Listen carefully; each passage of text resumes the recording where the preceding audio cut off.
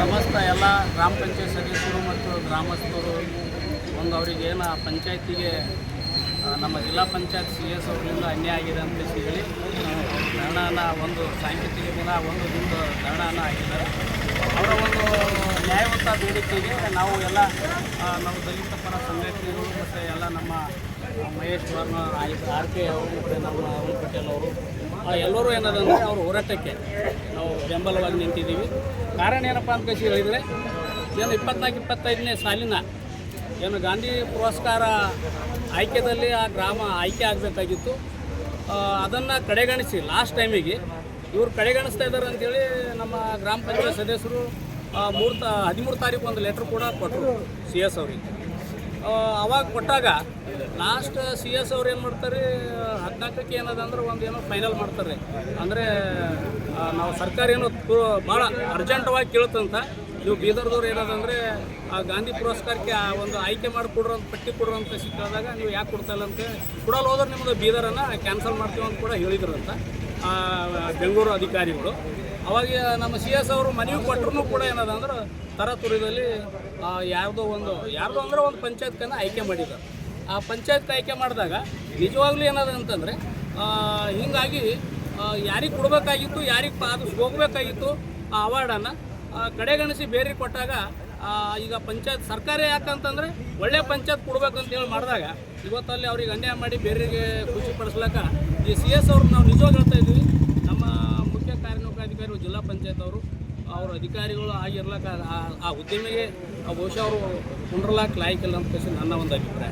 ಯಾಕಂತಂದರೆ ಒಂದು ಗ್ರಾಮ ಪಂಚಾಯತ್ ಸದಸ್ಯರಿದ್ದಾರ ಅವ್ರು ಮನವಿ ಕೊಟ್ಟು ಏನಾಗ್ಯದ ಅಂತ ಕಸಿ ಕೇಳಕ್ಕೆ ಬಂದಾಗ ಅವ್ರಿಗೆ ಒಂದು ಮಾತಾಡೋದು ಒಂದು ಸೌಜನ್ಯದಿಂದ ಮಾತಾಡ್ಬೇಕು. ಅವರು ಗ್ರಾಮ ಪಂಚಾಯತ್ ಸದಸ್ಯರಾಗಿರಲಿ ಅಥವಾ ಯಾರೋ ಗ್ರಾಮದವರಾಗಿರಲಿ. ಯಾಕಂದ್ರೆ ಸರ್ಕಾರಿ ಅಧಿಕಾರಿಗಳು ಅದಕ್ಕೆ ಕಚೇರಿಗೆ ಬರ್ತಾರೆ ಅಂದ್ರೆ ಏನೋ ಕೆಲಸ ಇರ್ತದೆ ಭೇಟಿಯಾಗ್ಲಾಗ ಬರ್ತಾರೆ.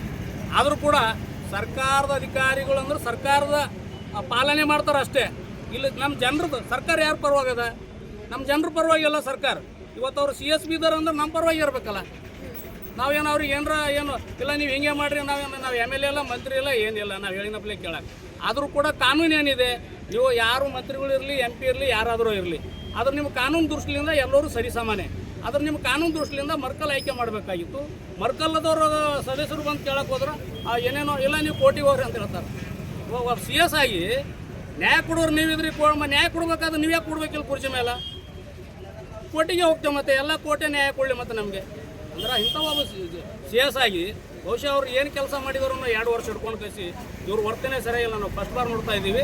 ಇವರು ಒಂದು ಮುಖ್ಯ ಕಾರ್ಯನಿರ್ವಾಹಕಾಧಿಕಾರಿ ಆಗಲಿಕ್ಕೆ ಆ ಸ್ಥಾನದ ಮೇಲೆ ಕೊಡೋಕೆ ಅರ್ಹರಲ್ಲ ಅಂತ ಕಳಿಸಿ ನಮ್ಮ ಒಂದು ಅಭಿಪ್ರಾಯ ಇದೆ ಗೆಳೆಯರು. ಯಾಕಂದ್ರೆ ವಿಷಯ ನಾವು ನೋಡ್ಕೊಂಡು ನೀವು ಹೈಕೋರ್ಟಿಗೆ ಹೋಗ್ರಿ, ಸುಪ್ರೀಂ ಕೋರ್ಟಿಗೆ ಹೋಗ್ರಿ ಅಂತ ಹೇಳ್ತಾರೆ ಅವ್ರು. ನಮ್ಗೆ ಗೊತ್ತಿದೆ ಸುಪ್ರೀಂ ಅವ್ರು ಅಂದರು ನಮ್ಗೆ ಹೈಕೋರ್ಟಿಗೆ ಹೋಗ್ಲಕ್ಕೂ ಕುನದ, ಸುಪ್ರೀಂ ಕೋರ್ಟಿಗೆ ಹೋಗ್ಲಕ್ಕೂ ಕುನದ. ನೀವು ಹೇಳೋದು ಅವಶ್ಯಕತೆ ಇಲ್ಲ. ನಾವು ನಿಮಗೆ ಪೈಲೆ ಮನವಿ ಕೊಡೋಕೆ ಬಂದಿದ್ದೀವಿ. ನೀವು ಪೈಲೆ ಇನ್ಕ್ವೈರಿ ಮಾಡಿರಿ, ತಕ್ಕಿಕತ್ತು ನೀವು ಮಾಡಿರಿ. ಯಾರೋ ಅಧಿಕಾರಿಗಳು ಕೆಳಗಿನ ಅಧಿಕಾರಿಗಳು ಹಾಕಿಬಿಟ್ಟು ರಾತ್ರಿ ಹೋಗಿ 6-8ಕ್ಕೆ ಮರ್ಕಲ್ಗೆ ಹೋದ್ರೆ ಅಲ್ಲಿ ಯಾರು ಇರ್ತಾರಪ್ಪ ಆ ಟೈಮ್ದಾಗ ಪಂಚಾಯತ್ ಒಳಗಡೆ? ಇಂಥ ಪರಿಸ್ಥಿತಿಯನ್ನು ಇವರು ನಾವು ಇವತ್ತು ಗ್ರಾಮ ಪಂಚಾಯತ್ ಸದಸ್ಯರೆಲ್ಲ ಧರಣ ಕೊಡಾಕ ಮತ್ತು ನಾವು ಹೋರಾಟಗಾರೆಲ್ಲ ಇವತ್ತು ಬಂದಿಲ್ಲಿ ಅವ್ರ ಹೋರಾಟಕ್ಕೆ ಬೆಂಬಲ ಕೊಡಾಕ ನಮ್ಮ ಮುಖ್ಯ ಕಾರ್ಯನಿರ್ವಾಹಕ ಅಧಿಕಾರಿಗಳೇ ಇದು ಹೊಣೆಗಾರರು.